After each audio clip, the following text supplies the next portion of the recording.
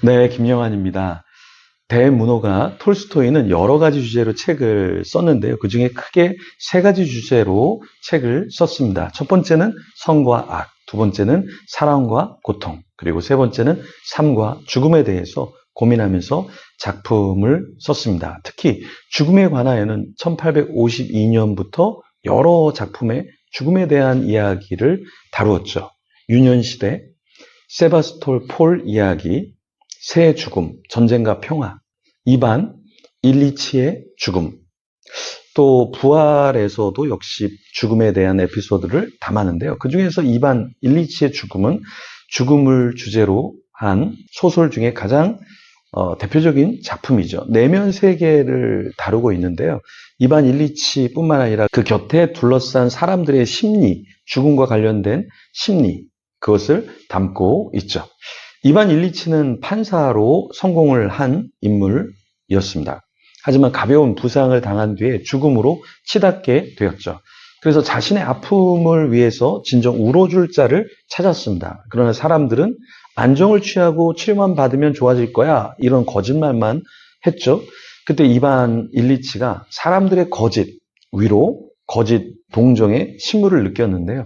이때 이반 일리치를 제대로 위로한 사람이 있었는데요. 바로 그 사람이 누구였냐면 자기를 돌봐주었던 농부 게라심이라는 인물이었습니다. 이 게라심을 통해서 굉장히 마음의 위로를 받았던 것이죠.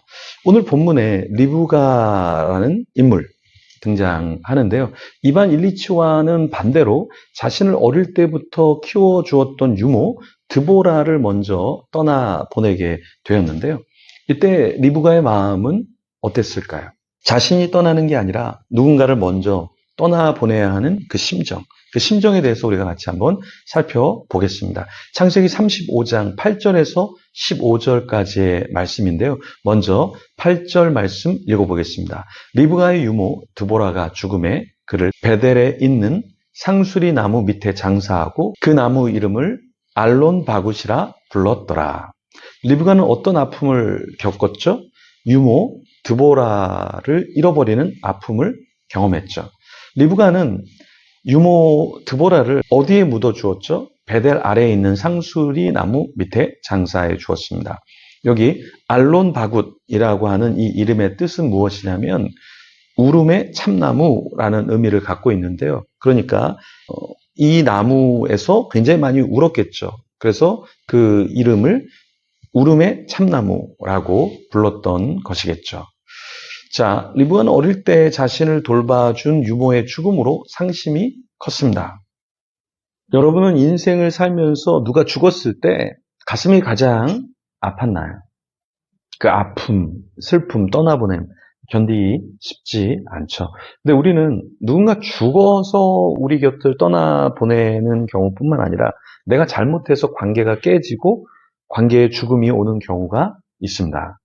나는 누군가를 위해서 뭔가를 하고 이야기하고 섬긴다고 하지만 또 그것을 받는 사람의 입장에서는 부담스러울 수도 있고 성숙하지 못한 어떠한 말과 행동으로 인해서 관계가 더 이상 진전되지 않는 경우도 있죠. 내가 때로는 미숙해서 그런 경우가 발생하기도 하고요. 또 상대방이 그렇게 미숙하기 때문에 내가 또 관계의 절단을 하는 때도 있습니다. 야곱과 리브가 인생에서 관계의 절단을 경험했죠. 야곱은 형 에서와 관계의 절단을 경험했다가 회복했고요. 이제 리브가 같은 경우는 자신을 키워줬던 그 유모가 죽게 되면서 어쩔 수 없이 관계의 절단, 죽음을 맛보게 되었죠. 이 야곱이 paddan 아람에서 돌아오자 하나님은 어떻게 역사해 주셨나요? 사실은 슬픔의 역사, 야곱도 그렇고 아내 리브가도 그렇고 어려움을 인생에서 겪었는데요. 근데 하나님께서 그 타이밍에 다시 나타나 주셨죠. 야곱에게 나타나 주셨습니다. 그렇죠? 그리고서 하나님께서 어떠한 이야기를 하십니까? 야곱을 축복해 주겠다. 야곱의 가정을 축복해 주겠다. 하나님께서 말씀을 해 주셨던 것이죠. 생육하고 번성해라. 그리고 한 백성과 백성들의 총회가 야곱에게서 나온다.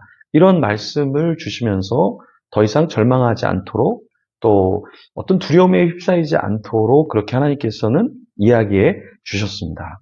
하나님은 때때로 말씀을 야곱에게 주셨고 여전히 우리에게도 하나님의 말씀을 주시죠. 아브라함에게도 주셨고 이삭에게도 주셨고 야곱에게도 주셨던 그 하나님, 그 하나님의 말씀, 그것이 있었기 때문에 그 땅에서 견디어낼 수 있었죠. 역시 아내 리브가도 하나님의 말씀이 있기 때문에 하나님의 약속이 있었기 때문에 슬픔 가운데서 견뎌냈을 것입니다. 야곱은 하나님과의 맺었던 그 언약의 장소 베델에 가서 돌 기둥을 세웠습니다. 결국에 처음에는 그 기둥을 세울 때는 긴가민가 했을 거예요. 하나님이 정말 나를 도와주실까?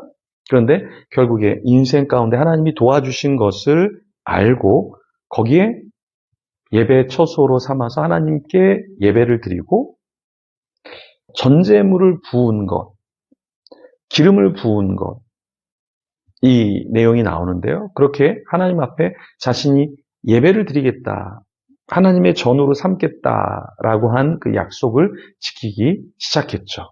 우리도 마찬가지입니다. 우리도 하나님 앞에서 어떠한 지명, 어떠한 인생의 타임라인에서 하나님이 나에게 개입해 주시고 섭리해 주시고 역사해 주신 것을 기억해서 예배의 제단을 쌓아가야 하겠죠. 그러니까 내 일 하느라고 바쁜 것도 좋지만 우리가 수요 밤별 기도회 또 주일 예배 또 이렇게 묵상하는 시간들 이런 것이 시간 낭비가 아니라 나를 인도해 주시고 이끌어 주신 그 하나님 앞에 반응하는 것. 그 반응이 자연스러운 것이고 당연한 것으로 우리가 여겨져야 하겠죠. 그래서 우리가 우리 삶에 역사하시는 그 하나님께 반응하는 저와 여러분이 되기를 소망합니다. 이 시간에 그러한 우리가 되도록 같이 기도하며 감사하며 나가도록 하겠습니다.